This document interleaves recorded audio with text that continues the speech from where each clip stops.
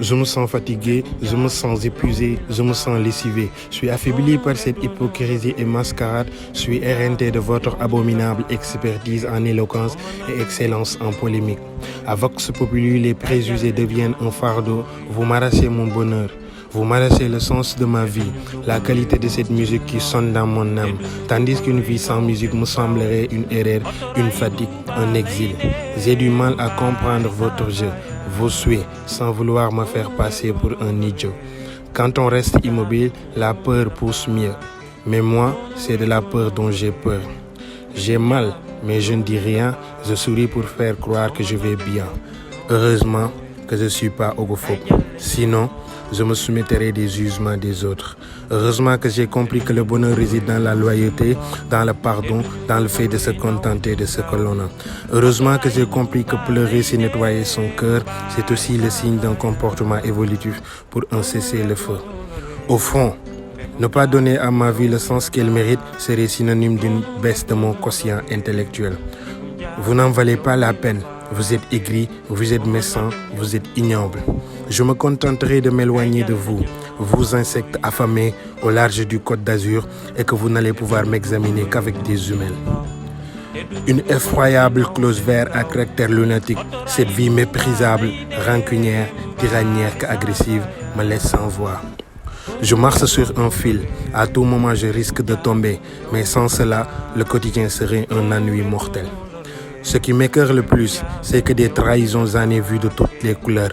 Mais n'empêche, je fais encore confiance. Je me bats, je me forge et je me réjouis car ayant compris qu'aller au procès sans un avocat, c'est inviter un juge à nous coller d'office.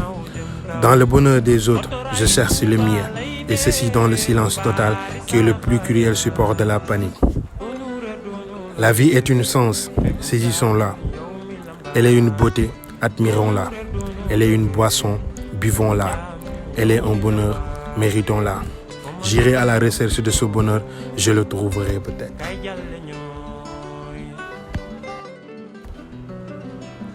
Je me sens fatigué, je me sens épuisé, je me sens lessivé. Je suis affaibli par cette hypocrisie et mascarade. Je suis éreinté de votre abominable expertise en éloquence et excellence en polémique. À Vox Populi, les préjugés deviennent un fardeau. Vous m'arrachez mon bonheur. Vous m'arrachez le sens de ma vie, la qualité de cette musique qui sonne dans mon âme.